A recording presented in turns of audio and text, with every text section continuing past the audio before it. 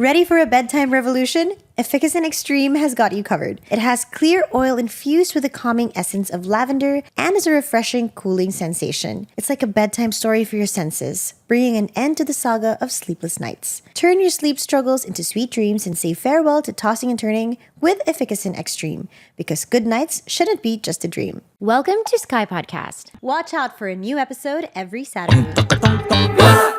There's this misconception of relationships where you have to do everything together. When I go to the bathroom, Kryz talaga strikes a conversation with me. I would actually tell you, wait lang ha. Sharing passcodes. Share the same iCloud account. Profile pics. Kailangan yung mukha ko nandun. Malaki. Today we are talking about relationship boundaries and if there should be any. Especially pag sobrang close na kayo. Meron akong question. What's your question, my love? Do you feel like as we grow older and more together, mas nawawala yung mga boundaries natin between... Yes, for sure. For sure. Like, Kasi hindi ako nagpa-flash.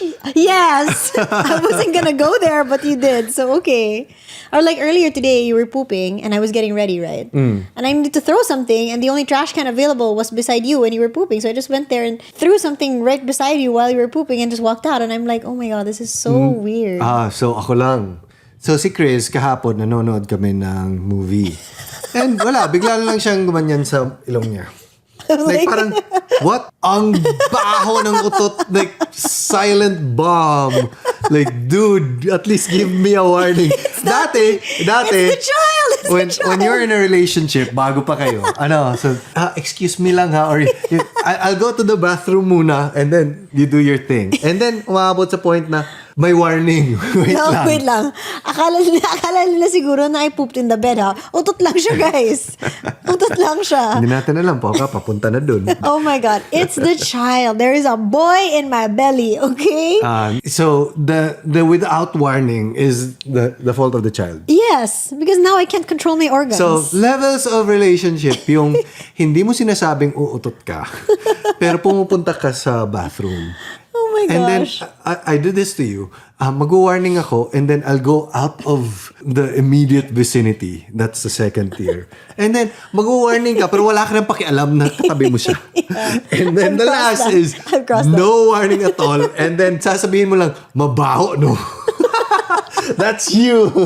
That's pregnant Kryz. That's pregnant Kryz. That's Kryz in Oh general. my God, you're changing everyone's perception of me. Oh, akala mo, demure ka? A demure child with demure farts. This is something that you never hear about in Kryz's vlogs. So, when you get married, wala lang kayong boundaries. I actually know a couple. They're married already, but they never poop in front of each other. Right? And then she told me her mom taught her that to keep the romance alive. And I'm like, oh crap, Slater and I are so past alam mo, that. ako, I'm okay. You passing by. Si Kryz talaga strikes a conversation with me. Yung parang sabihin ko, dude, I would actually tell you, wait lang ha.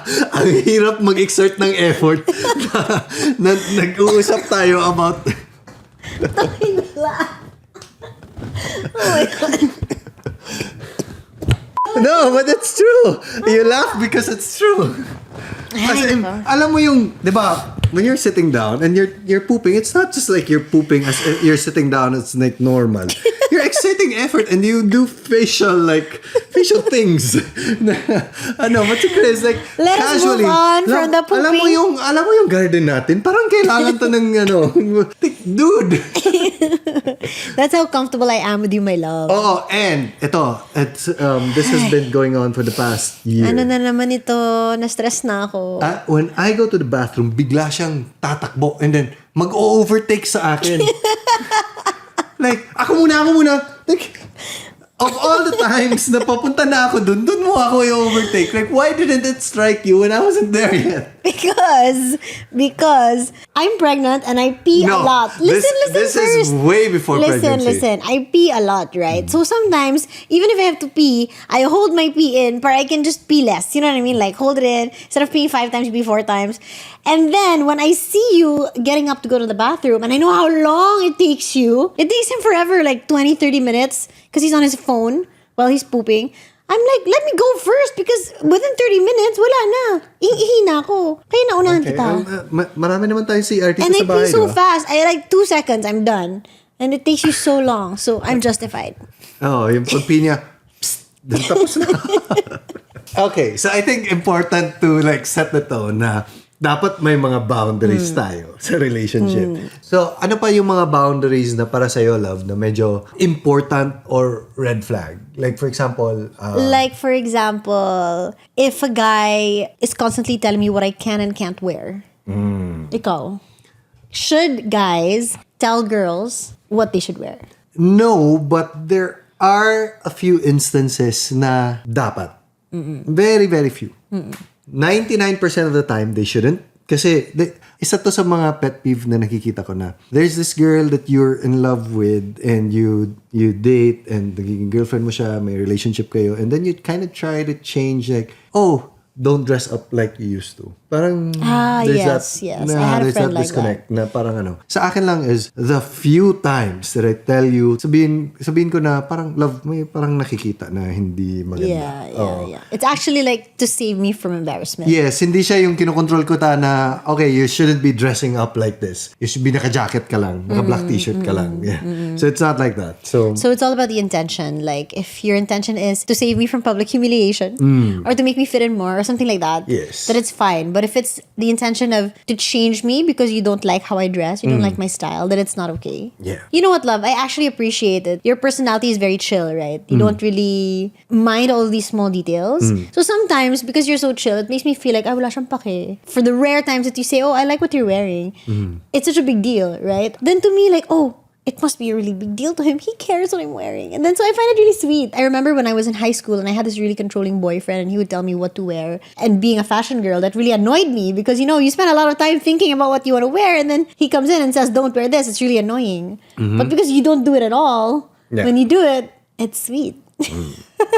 So there's that also. Yeah. What about just asking permission to like go out? If you want to go out with your friends and I'm not invited, you have to ask me. I'm not sure if you have to ask me, but you let me know. Like, diba? You let me know. Yes. Because it'd be so weird if I just come home expecting you there and you're not there and you didn't even tell me why. But that's our relationship. Like, we let each other know. But what's your opinion about relationships na kailangan magpaalam talaga? As in, like, mommy and daddy, can I go out? Yes or no? It's kind of like that, yeah. Like, love, pwede ba akong, just spend time with the guys? I don't know how that might work for some couples. To me, I grew up with having to ask permission all the time. So I'm kind of allergic to asking for permission. What about you? Like, you never ask me. And I'm more than happy to let you go without me. No, but sa akin lang, especially when right now you're pregnant, like parang I always want to get your blessing first. Hindi naman siya permission, but it's more like parang just gauge how you feel about it. Like, I just test the waters a little bit. You make me sound like such a terrible woman. Hindi naman. Like, it's only just because you're pregnant. Yeah. Essentially. But to be honest, I'm, as you know, love, more than willing to let you go on your own. Even when our friends come here, Slater, you're on your own. I'm gonna sleep. Tulog. Yeah, I'm gonna sleep. You never really had to ask me permission, I don't think. Yeah. And vice versa, which I appreciate in our relationship. Even when we started as boyfriend-girlfriend, I remember distinctly, like, we had just started dating and it was my birthday. And I decided to go on a weekend in Hong Kong with some of the party people that I knew back then. And it was so refreshing to me that you didn't even ask me where I was going, who I was with, what time I was going to go home. Like, you were just chill about it. And I was like, wow, this is something that I've never experienced before. Like, this level of trust. And it made me want to tell you more. Yeah. I've been in relationships kasi na sobrang strict na kailangan palagi tayong magkasama. Kung hindi tayo magkasama, wag kang lumabas. Parang ganyan. When I was a lot younger, na yung ganyan na relationship, very intense. So I kind of learned from these past relationships. When I was with you, parang I learned that I have to have a level of letting go so that I can learn to trust the person that I'm with. Like, if I have to manage where you are, so that I can trust you. But palagi ko sinasabi sa'yo, might as well, if you're gonna cheat on me, or I'm gonna find out that there's something that's wrong with our relationship, na I have to know where you are at every single moment for me to be able to make this relationship work. Buti pa, hindi na lang natin tuloy. And I feel like there's a good security when it comes to looking at it from that point of view, so that it's like this relationship it's not just about making it work, it's also making it work for the long term and putting in the right foundations for the relationship. I think because when we're younger, there's this misconception of relationships where you have to do everything together. You have to know everything about each other. Yes. Diba? Parang kailangan you become the same person, kind of. And if you don't, if you're not together all the time, there's this wrong misconception you don't love each other, or like you don't love me enough because I'm not part of your life all the time. But I feel like as we mature and grow older, we realize that's not the case, because we kind of need to grow separately as individuals, and then together we're much better for it than if we force ourselves on each other and then we stop growing. What do you think about relationships that dictate where you go to school, for the younger relationship, where you go to college, or... Grabe naman yung where you go to school, magdidictate yung... Di ba kasi meron mga, when we were younger, like parang, wag ka dun, nandito ako. Wag kang mag-Manila, nandito ako sa Cebu. And also, like, yung parang dinidictate yung career na you give up your relationship, you give up your career for the relationship. What do you feel about it? Oh, nagiging interview to for Kryz. Yeah. I was like, the answer's so obvious. Obviously, no. Diba? For me, obviously, no. But ikaw, what's your take? Kasi feeling ko madami kang experience. When it comes to, like, for example, we talk about this from time to time na, love, alam mo yung pag hindi ka na nag-YouTube and all these things, I think magaling ka magiging marketing consultant. And you would say, don't let me, like, you'd have, like, hindi naman, like, mainit na reaction, but don't shoot me in the box. Wag mo ako ilagay sa box. When it happens, it's gonna happen. Like, parang, I need to spread my wings and fly. Sa akin naman, we're just talking about what ifs. Pero why is that medyo mainit na topic for you? Hindi naman siya mainit na topic. It's just, when I was growing up, it's kind of like my parents had this whole idea of how my life would turn out, growing in a very traditional Filipino-Chinese family. And then obviously, what I'm doing right now was not at all in their plan for me, right? Kasi hindi mo mapaplan yung YouTube and hindi mo internet. mapaplan. Wala pa yun dati. So parang all of the things that I wanted to do with my life, and I think it goes the same with you with pursuing showbiz. I started with modeling. It was always met with disapproval, and kind of I had to prove my way and fight my way and find my way through it by myself. And so I feel like having to deal with that from my parents, and also having to deal with that from a partner who I feel like should support me and understand me at a different level is so difficult. I mean, it sounds simple. It sounds like an easy answer. But what if we put ourselves in a situation where sasabihin ko, love, parang there's this big business opportunity na sa Manila, and I have to be there like almost all the time. And you always tell me this. We play scenarios in our head. Yeah. What if I had to move to Manila? Yes. And I'll be like, oh man, but I love your Cebu life. Oo, magbabahay tayo doon lang. But gusto ko sa Cebu. So, how would that make you feel? Would you be willing to let me do it? With me, with life, I feel like it's always a scale of pros and cons, right? Like with every relationship that I have, or with every career opportunity, it's always pros versus cons. And if you really want to pursue something, of course I want to support you as your loving wife who's perfect. I want to support you and like make you grow, and I know that's something that you're very hungry for, growth, right? So parang yung con ko lang naman is, ay, sayang yung cute na life ko sa Cebu. Okay lang, like kaya ko naman mag-adjust for that. But it's not like you dictating that you can't pursue YouTube because kailangan mag-nurse ka or kailangan mag-teacher ka or whatever. Then that wouldn't be okay with me, because even if I did listen to you, then I'd just be miserable, and then I would think it's all because of you, and then I'd put my resentment on you, diba? Ganon. Yeah, I think depende sa situation. It is a case-to-case basis and weighing the pros and cons, as you said. When it comes to boundaries, I saw this thing on TikTok na parang issue yun ngayon, or discussion na about passcodes in sa cellphone. What's your take on that?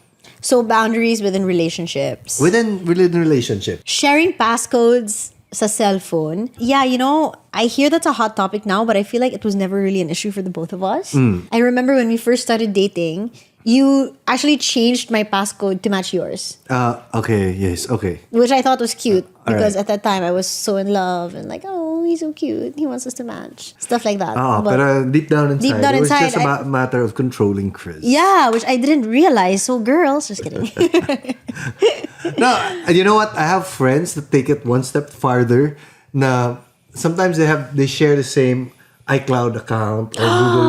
Yeah. Yes, I know the story. Some things happen because of that. Yeah. It's tricky when you share this whole system, the clouds, because then Mga photos. the photos sync. and the messages. Yes. If you have something to hide, right? Like this weird thing happened between us and our Telegram where your contacts synced with mine.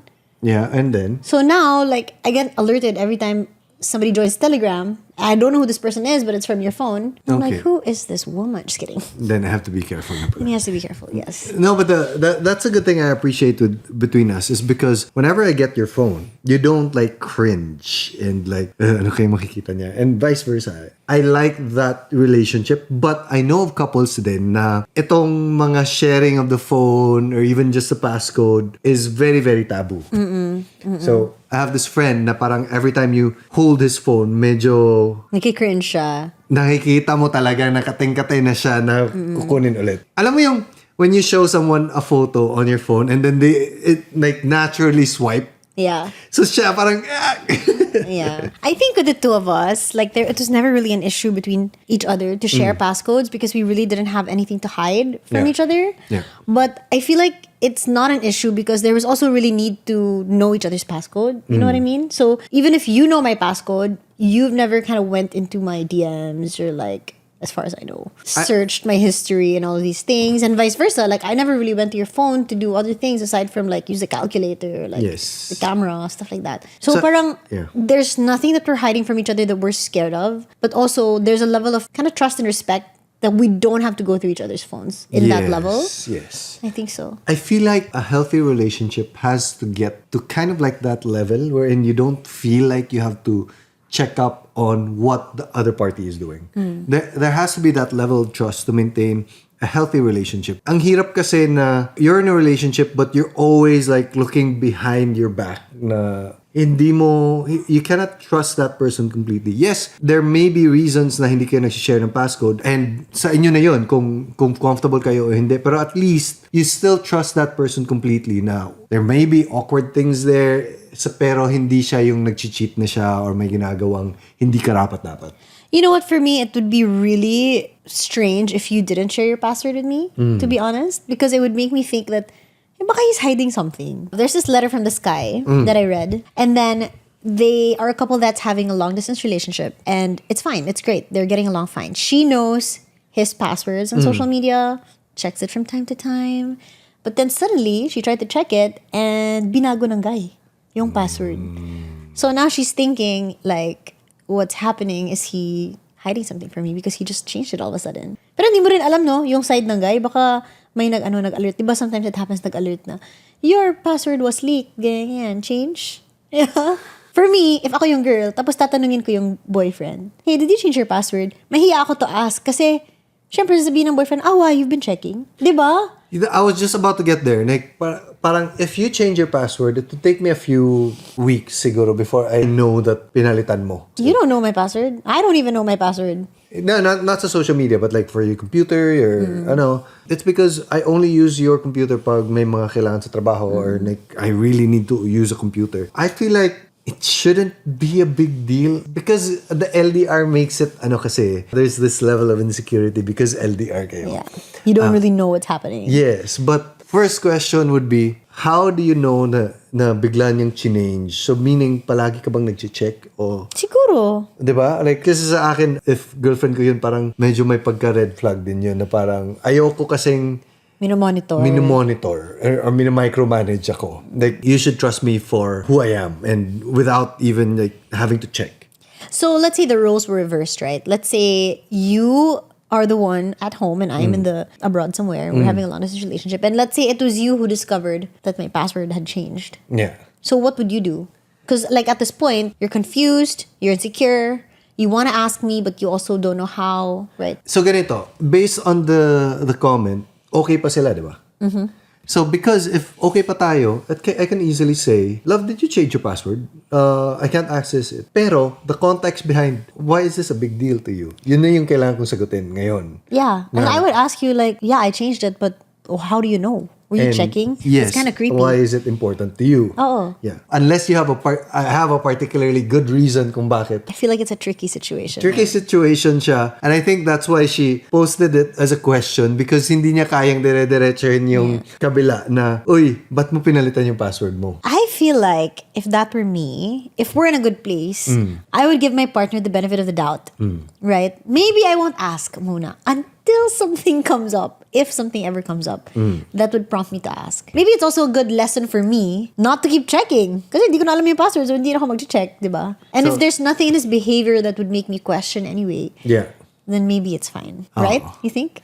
I think so. Kasi let's say, I'm thinking right now na parang pag pinalitan mo yung password mo sa cellphone mo, and I'll get it, and I'll say, uy, ba't binago? I'll just ask you, love, ba't mo binago?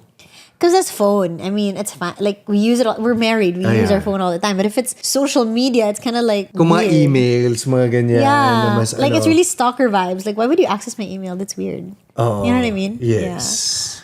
Yeah. Right? It's kind of tricky. Kung ako, I'd let it be and just give him the benefit of the doubt. And then, when a particular good reason comes along na pwede kong sabihin, hey, did you change your password? Like, I tried to access it months ago because blah, blah, blah. Yes. You just stole my answer. What if I required you, love, kailangan yung profile pic mo? Kasama ako Parang kailangan pa ba yun? Parang, required. Hindi lang sa profile pic, pati sa mga chat group. Kailangan yung mukha ko nandun. Malaki. You know what? This thing about profile pic, it's so subtle, but it's so important. It really dictates a lot, not just about relationships, but also parang there's a first impression that is before the first impression. Yes. So let's say, for example, I got this message from a person na, okay, may nagpipitch ng business. And then yung profile pic niya is na chicken, na yung sabong na chicken, which happened. Like parang, hirap Can I naman trust this person? Magtiwala. Yeah. So parang, it dictates a lot about who we are and the use case of your social media profile. So there are social media profiles that's catered towards family and like, okay, my Facebook is all about family and everything. But there are people also na, okay, attorney ako, so I'm dressed as a suit, may suit ako and everything. So I feel like It depends. it really depends, but you shouldn't be ashamed to post your significant other. Whether it's a profile pic or just a normal post. Unless you're trying to like celebrity couple kayo pero parang okay, Need privacy. Ganyan. But other than that, I shouldn't ask you na, love, post mo naman ako. But you know what? We know couples also. And I know this shouldn't be a thing because when my mom and my dad, they're just getting into social media now. And when it's their birthday or it's Mother's Day or Father's Day and I don't post a photo with them, they feel hurt. Right? It's so weird. They're senior citizens, but they feel bad that I don't post. But for me naman, I'm posting every day. Like, I still love you. I'll buy you flowers. Let's go out. But parang please don't make me post. Pagod na ako kakapost. Ganun yung feeling ko. Pero kasi, gets ko rin where the other side is coming from because I also know someone na she was never posted by her boyfriend at all and they've been together for a few years. So parang putting myself in her shoes, how would that make me feel? Hindi naman celebrity yung guy, just a normal guy. He posts his friends all the time. He's him going out and all of these things. Pero never with her. Right? So then that makes me think, tinatago niya ba ako? Diba? Is there something wrong with me? Why won't he post me? Is he ashamed of me? Something like that. So I get it. Like, it's annoying that it's a thing and it has to be done. What if I never posted you? Let's just say I'm like a superstar and then you're a normal non-superstar. Diba? Like, how would you feel if I never posted you? To be honest, I would totally understand. Let's say my ang private daming mga account. celebrities Okay, na let's say mga may private account ako. May private account. For friends only. Di pa rin kita pinopost. Yun, medyo suspicious na siya. Kung bakit hindi. Diba? Yeah. So, celebrity or not, masakit talaga siya. Since we're talking about boundaries, how do you feel na tayo whenever there's really No privacy. I went there. Yeah. I think sometimes like couples feel like kailangan nila ng time by themselves and Di lang I need my couples, own space. May people. mga ganyan. Yeah. Like, so how do you feel about like having your own space? Like, for example, do you sneak out? I'll just shut off the entire family muna kasi I need my own space. I need to breathe, whatever. Yeah, definitely, for sure, 100%. And this is something that I keep telling you because when we made the Skypod, I had zero input, as I'm very proud to say. Slater is very amazing. He built the house, designed it all by himself, and the architect. So he had a vision for a house that was different from the house where he grew up in. The house that he grew up in, you didn't really know who came in and who came out because everybody had their own personal private space. But here, Slater's idea and concept was, if I'm in the kitchen, I know, like I can see the rooms. I can see who's inside the room. There's a window, all of these things. So in the family, we kind of always know where everybody is. Yes. And the space is open. It's for community. And I also didn't grow up with that kind of environment because my house was also very separate. Yeah, I think Right? with most houses, di ba kasi ang dami mga partition. Sa amin, lahat ginawa namin na as long as you're not in the room, nakikita ka agad. Yeah, Like, if you're in the wherever sala, you're in the kitchen, you're in the gym, you're in the Yes. hallway, people can see you all the time. Yes. Which I had no clue what I was getting into when Which we is good designed for this like house. interactions and everything. It's great, yeah. But also, we didn't take into consideration that sometimes we do need privacy. Like, for example, especially with kids, when I'm trying to do yoga in the gym, it's virtually impossible because the gym is right in the hallway and everybody passes by. So while I'm trying to focus on my chakras.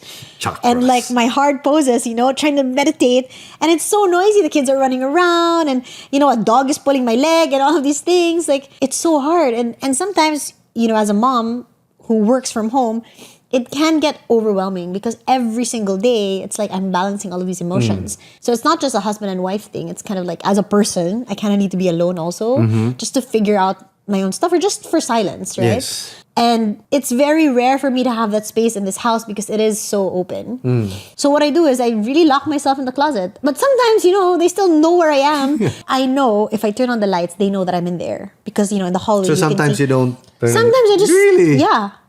Yeah. Sige, mag-renovate na tayo. I just literally turn off all the lights and sit down and not do anything. And I remember on my last work trip, I went to Manila and I didn't have a +1 at that time.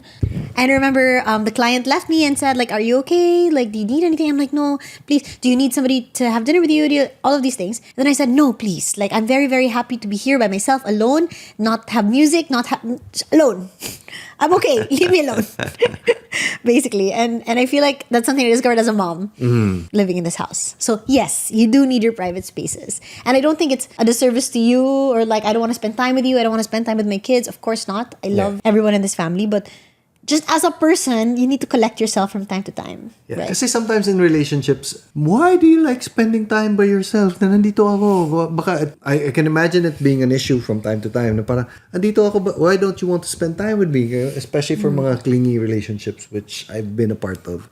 So parang, I can imagine it getting, like, Interpreted that way. Oh, Yes. yes. You know what I've been doing? Bathroom. Yeah, this is exactly what we were talking about earlier. Yeah. So, Yeah. parang the bathroom is kind of like, that's why I spend my time there. Like, parang it's like kind of like my quiet space when I'm feeling overwhelmed. Yes, I need to use the bathroom, but I take my time. Yeah, parang I think it's healthy for having time to not worry about anything else, to be with your thoughts, and like, mas mabagal lang yung pace just by having your own space. I completely agree. I feel like sometimes the world can be so overwhelming and we need that quiet talaga. I know this couple friend of ours, every time the girl feels overwhelmed, nag-check-in siya ng hotel. Kasi kailangan niya talaga ng quiet time. Wow. So I know that's like, oh shucks, that's really so intense. But she must really need it and I don't judge her for it. As a mom, I get it.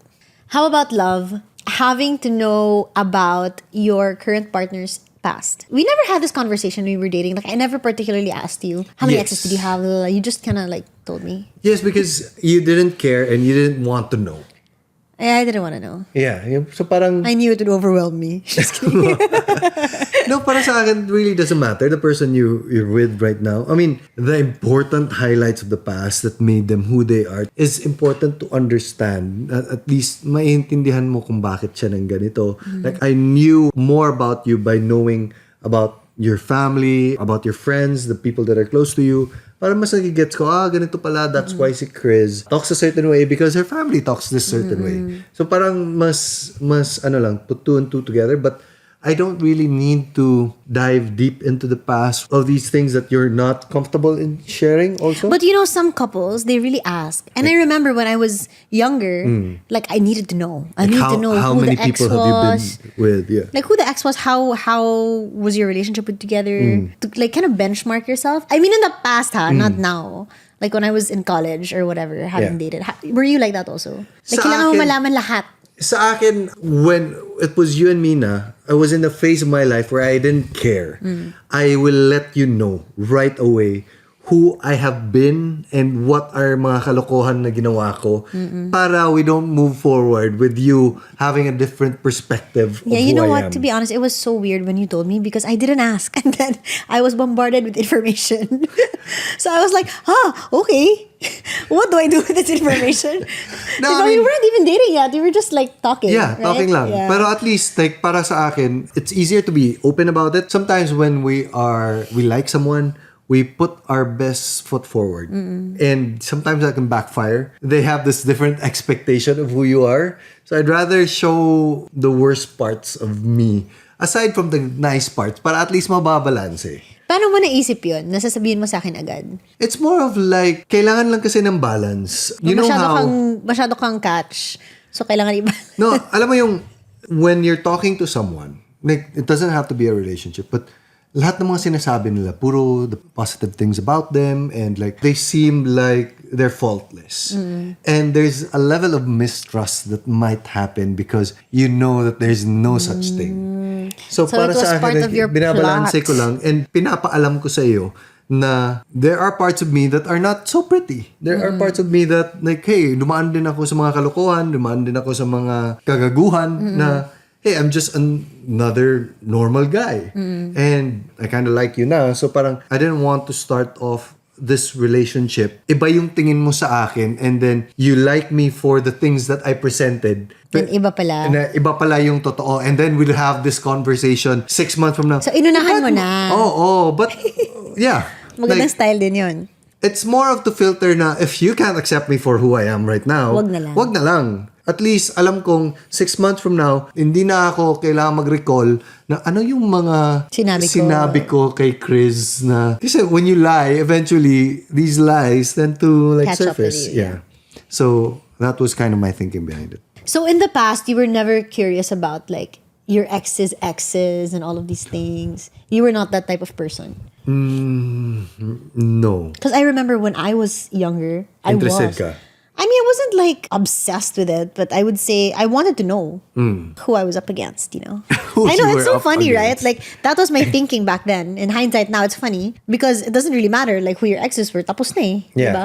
Pero back then, yung thinking mo is, kahit wala na sila sa race, nagko-compete ka pa rin. Hindi ko alam kung bakit ganon. Pero Alam mo- siguro makarelate yung iba. When we were younger also, na parang when you've dated this person and this person is quote-unquote a loser, nagdi-devalue siya ng status mo. Like, you dated that person? Ah, yeah! I remember Yeah. my sister would always tell me that. Yeah. Like, be careful who you date because it matters who your exes are. I'm like, Yeah. talaga? As you get older, these things don't matter anymore. Ito, ma-ask ko about our relationship. Sometimes, I get home at night na pagod and I don't feel like talking about it. Like, alam mong there's something on my mind but I don't want to talk about it. I think with you and me, it's different. It's a little bit parang cheating yung with you and me because feeling ko kasi kilalang kilala na kita. So if it's something that you don't want to share, I'm sure the reason is because you don't want to stress yourself about it even more. You know what I mean? It's not like you're hiding something from me. I feel like it's like that. So there's a level of trust na if you don't want to share it, you will eventually Yes. when you're ready. Something like Sometimes kasi na parang pagod ka na and then when you share something that is sometimes it's good to share so that parang Out. malalabas mo yung mga hinanakit mo. Pero meron ding instances wherein just sharing about a stressful day kind of Babalik. makes you relive the day. So parang ayaw mo talaga. Oh, I get that. I get that a lot. So parang alam mo yung when you're asked, hey, how was your day? I don't want to talk about it. It doesn't like, No, I get it. I'm like, if it's stressing you out that much, don't stress me out. Okay lang ako dito. Stress din ako kanina, okay lang. Ganon. yeah. I've been in relationships also na parang, why, you never talk about this. You never talk about that. Yung parang, But kasi you overshare eh. So, just kidding. No, you always tell me kasi I'm very thankful for that in our relationship, that we're open to each other. So I never feel like there's a lack of communication. yeah. Like sa podcast pa lang, kailangan natin mag-usap, di ba? Yeah. So, ang dami na natin topics. I think Pero I feel like what would bother me is if there's something that is bothering you about us or about me or about our relationship that you won't share because siguro at this point, pagod ka, ayaw mo makipag-away. Yeah. Yun, I will really pick, like, ano ba talaga yan? Yeah. I think the overarching thing, we were talking about the boundaries the whole time. Like, the overarching theme of it is really the context and the intent and the trust behind it. Like, these boundaries are kind of like flexible per relationship, different boundaries for different types of relationship, different types of people. But as long as the trust is there, it's easy to like navigate through it. At the end of the day, love, I think it's really about trust and respect. And if you have both, then you can kind of see saan ka pupwesto sa mga boundaries na yan. No? Yeah.